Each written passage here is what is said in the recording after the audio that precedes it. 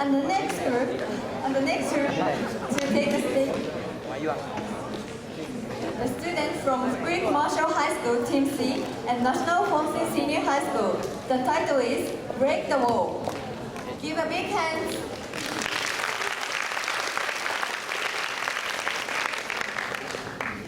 Do you know any left-handed people? Are there any lefties in your family or class? Please raise your hand if you know one, two, more. Thank you. Now, how about disabled people around you? Do you know one, two, more? Thank you for your cooperation.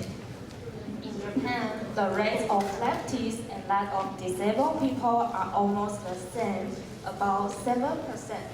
In light of the fact, why do we know fewer disabled people than lefties? The fact that most people know few disabled people indicates that they have been excluded from our awareness and daily lives. It's time to change this. In fact, as the graph shows, many disabled Japanese people have experienced being discriminated against at workplaces, in public transportation, or on the internet. For example, an employee who worked at the station called a man in a wheelchair an obstacle. Also, people with intellectual disability have trouble finding jobs. Even if they can find a job, it's difficult for them to keep working. There are many sad stories about disabled people have trouble at work. For example, a man was threatened by his co-worker when he made a mistake. These are serious matters violating human rights. What should we do to solve this problem? First, we must have courage to realize that we discriminate, label, and have prejudice against disabled people. According to our questionnaire, many of us say, "No way, I don't have such negative behavior." Yet, we unconsciously accept negative ideas in our lives. One such idea is, helping people first. Have you ever wondered why the Olympic Games are held before the Paralympics? Or if your school has a disabled class, have you ever wondered why your classes are usually A, B, C, and theirs is E? Another negative idea is that disabled people are unhappy. Have you ever wondered why they seldom appear in TV dramas, music shows, and comedy shows that are cheerful? As we scarcely wonder why, we overlook negative ideas spreading around the world, causing us to be affected by them. So now we have to recognize our deep-rooted prejudices and realize that discrimination is not somebody else's issue but our own. Let's bravely take the first step. What can we do next? We must change our view of disabilities. When we see disabled people, we tend to focus on their disabilities. But a disability is not everything about a person. Take my father as an example. People often gaze at my father's right hand and arm, which is skinny, stiff, and unnaturally bent. He lost movement in his right hand and arm after a traffic accident. But he says, "Instead of counting what I cannot do, I want to make full use of what I can do to cultivate myself and expand my abilities."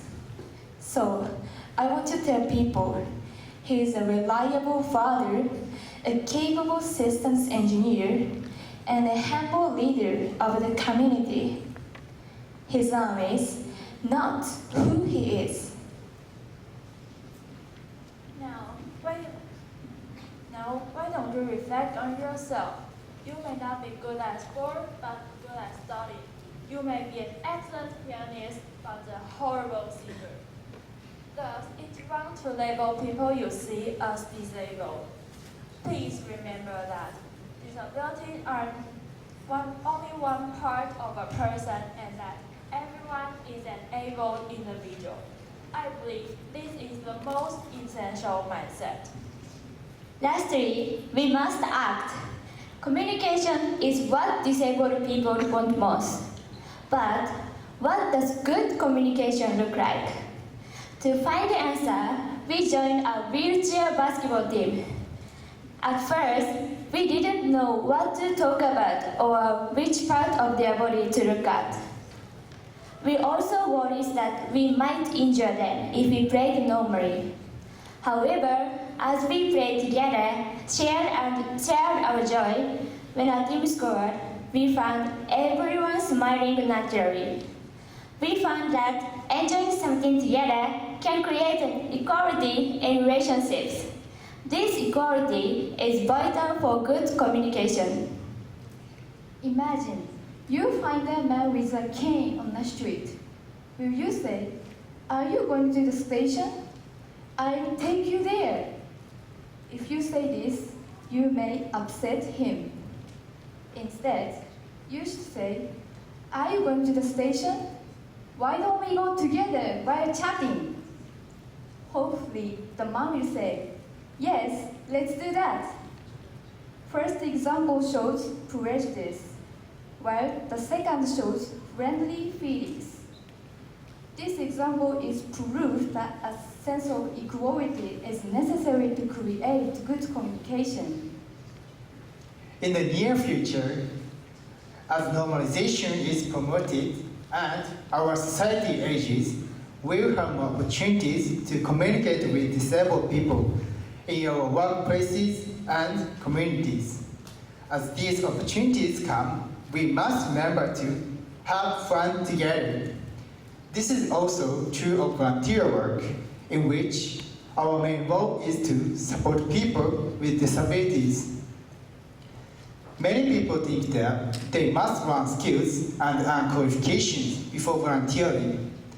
This is probably why only about 10% of people have done volunteer work, while about 40% are interested in doing so. As long as you know the most important principle, have fun together. You don't have to worry about other things. You can learn through experience. So don't hesitate to participate in volunteer activities to communicate with them. In summary, let us realize the discrimination deep within ourselves. Remember that everyone is an able person and take action. Through this, we can create an inclusive society in which everyone is respected and no one is left out. So, why don't we make a world without any war?